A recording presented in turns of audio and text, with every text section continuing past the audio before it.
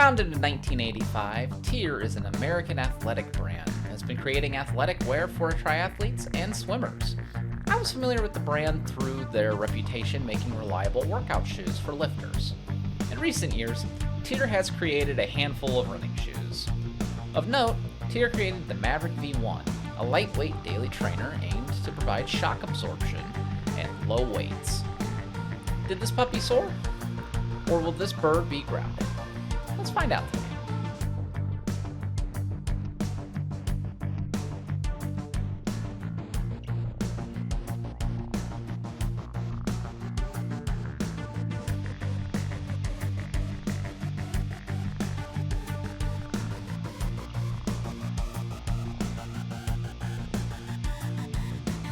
Welcome to the AmeLiaRun channel. My name is AmeLia, and today I will be doing a review of the TYR Maverick V1. This is a shoe I purchased myself directly from TYR's website in my size 8.5M. Like all my reviews, I'll be going over the nerdy details of the shoe, discussing its fit, ride, predicted durability, versatility, value, and styling of the shoe. I'll also take a look at other shoes within TYR's family, as well as other brands' shoes to assist with a buying guide for this shoe. This is made with the hopes of creating an accessible resource to assist runners of all levels of experience in their search for the right fit. My reviews are timestamped for easier reference regardless of where and when buyers are shopping. Getting into the nerdy details. The Maverick is a lightweight daily trainer with an impressive 7.1 ounce weight here. Really right there, 44 millimeters of heel stack, 36 millimeters forefoot stack. That makes for an 8 millimeter heel to toe drop. Everything sounds great so far. That's exactly what you're hoping for with a nice lightweight daily trainer. The upper is made with a thinner, stiffer, but breathable material. Thinner doesn't necessarily mean bad. If anything, it makes it more breathable.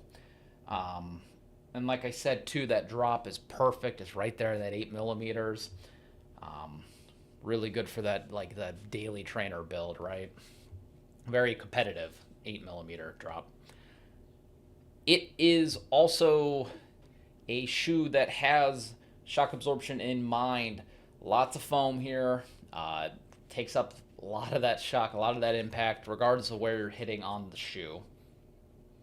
It also has a wider toe box thanks to an anatomical toe box, so should have plenty of room there for any like toe splay. I also really like the rubber outsole here on the bottom. Kind of reminds me of the Asics Super Blast. Kind of has that podular design, the little trampolines there.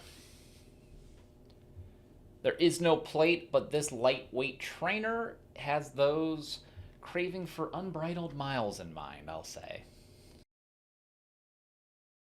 Getting into styling, this shoe's no nonsense. You know, it prioritizes breathability and keeping its weight low, even if it kind of looks more like there's not much going on in the upper.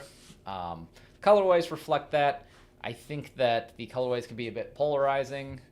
Some of them range from like kind of plain Jane to maybe some highlighter colors thrown in with a little bit of blue. I think it has function in mind over appearances, which I'm generally fine. You know, I think that'll be more of a matter of the runner. Underfoot, the shoe smoothly rode through the daily miles I put it through. Admittedly, didn't get the opportunity to pick these up a little bit too fast in the pace range for these. That's because, unfortunately, getting into the fit, I did find the fit was unfortunately really rough for me. I had bruises on my forefoot and the arch of my foot after just a mile in these, the first run I took them out on. I loosened up the laces. I tried a couple different things. It helped a little bit, but I was a little gun shy wearing these, I'll be honest. It just kind of struggled within like a kind of an awkward fit. Definitely lower volume in this shoe. It's got a wide toe box, but the volume's pretty low. I I had the bruises on my feet as I was trying these out afterwards for the next couple runs, and like I said, I was pretty gun shy, but I think that ideally this would be a good shoe for somebody with lower volume on their instep. Maybe you have wider feet, but you don't have like the highest instep. This might be worth looking into in that regard. Um, it's challenging to recommend a shoe for comparison, as right now you can really only find the shoe on TYR's website, so it's hard to kind of like compare and contrast as far as how that fit might be if you're in the store, because very few stores are going to have this. So keep that in mind as you're shopping for this. It could be a little tricky. Getting into ride for the shoe, I found the ride was honestly pretty unforgiving. Uh, its shock absorption was really high as advertised. I was very impressed with that. Um, I did feel like though with the lighter upper, I was fighting to kind of get the shoe to go along with me with each of my strides. Definitely wasn't a matter of like room in the forefoot like I'm used to in some shoes that are a little tighter, but I felt like the energy return was on the lower end because it kind of felt like I was dragging with each of my strikes, if that makes sense. And again, hand up, part of that is because after I had that bruise there on my forefoot, I was a little spooked. Maybe I was paying attention more different spots than I typically would when I'd be testing a shoe. I will say there were moments in my run where it felt like the shoe was about to kind of like pick up or maybe even settle in, but it just never really came for me.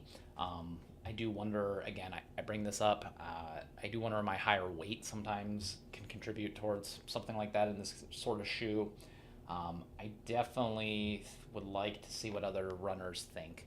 I've read around some different reviews. I typically try not to do that as I'm writing a review, but I was just curious to see if other reviewers were experiencing similar difficulties. And it kind of seems like the lower volume of the shoe was kind of a consensus, but definitely didn't find anything wrong with the shock absorption. That is as advertised. And honestly, that alone is worth recommending taking a peek at this shoe. Getting into durability for the Maverick. Considering durability, the upper materials do kind of concern me long term. I don't know if these shoes would last longer than like 150 or 200 miles. Um, but the upper does feel like it is very meticulous with its design choices. Just because there's thinner materials and it's lighter doesn't mean that anything was kind of skipped out on. The rubber on the outsole does inspire quite a bit of confidence in me. This is rock solid rubber here. I would say that I would be shocked if this grippy rubber weared poorly, as it really, I think it contributed towards kind of that shock absorption as you took it out onto the run. Getting into versatility for the shoe, I'm going to have to punt on this one. I could not run in it long enough to get a verdict on its versatility. I would think that this would be a solid option as a daily companion if you had lower volume feet, but you might want to steer clear of this shoe if you have higher volume feet. Getting into value. All said though, this shoe is $150, which can be difficult to recommend at full price. I have seen it go on sale on their website for as low as $100, depending on sizes and colorways. I think for $100, it's definitely worth the conversation. I will say, as a daily and easy day shoe, these would be a fun option, particularly if you're used to easy days, meaning heavier shoes. Maybe you want a lighter shoe for easier days. This is definitely worth consideration as far as that value component.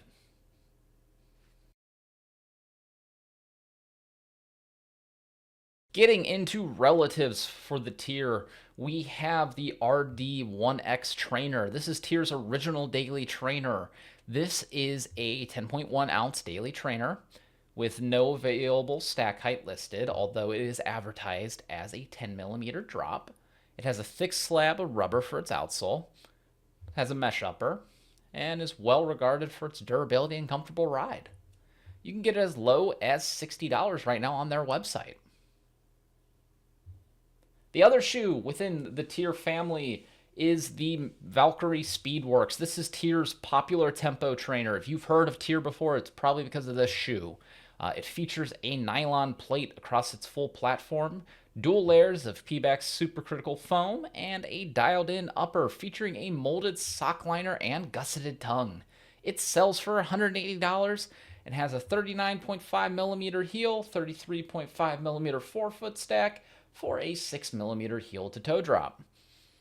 I will not be getting into the Valkyrie Elite Carbon Runner, however, as that's more of a race shoe, and I always try to stay within daily trainers and tempo runners for most of my reviews. Getting into alternative recommendations. These are shoes to shop alongside the TYR Maverick. First up is the Puma Magnify Nitro 3. I always call this somewhat of a Goldilocks shoe. I've been recommending the Magnify Nitro 3 to nearly everyone. When friends, coworkers, or family have been asking me for a newer shoe recommendation, something in the middle, something that might be cushioned, but not necessarily too heavy or too fast. I think it has some of that ethos in mind that you find in the Maverick as well. It's a daily trainer to be cushioned but not cumbersome. It has an impressive bit of pop underneath, but it never feels like it's unstable. Shoe is $155 with a weight of 9.3 ounces, 264 grams, 40 millimeters of heel stack, 30 millimeters forefoot stack for that 10mm drop. Next up is the Saucony Endorphin Azura.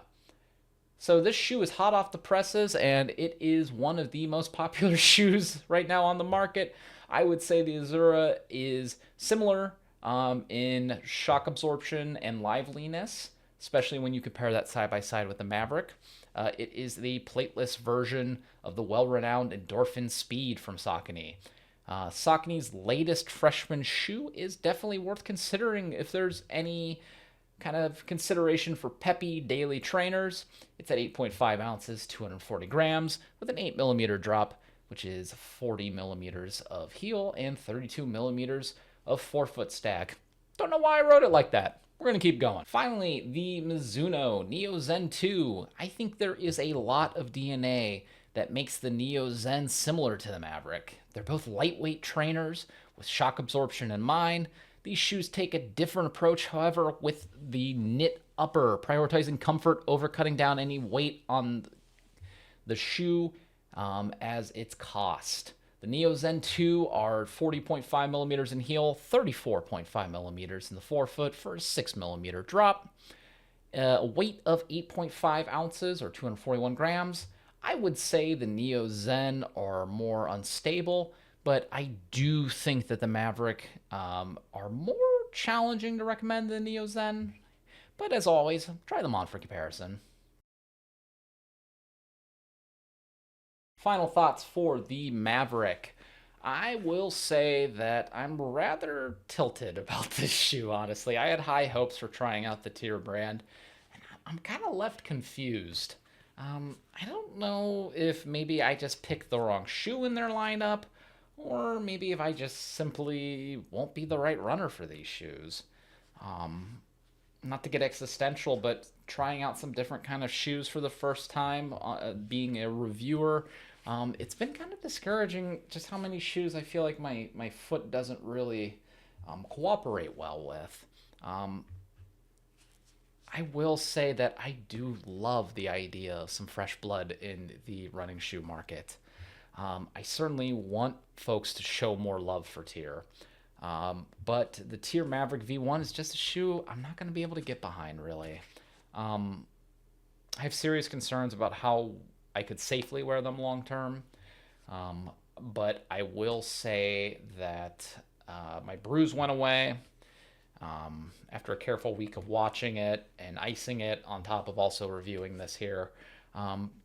but I can't help but to groan a bit because I had a big old grin on my face when the box came in. I was really excited.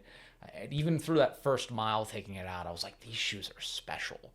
But as it started to kind of, like I said in that earlier, when I had that point where I was waiting for it to kind of like break in or like kind of like really start taking off, it never really did. And in return, it actually did the opposite. It felt like my foot ended up getting hurt, and I wasn't going too fast at that time. I was only warming up about, like a 10-minute pace. So I want to believe in TYR, and I'll hold up hope for whatever's next for me from this American brand. So I hope you found this video helpful.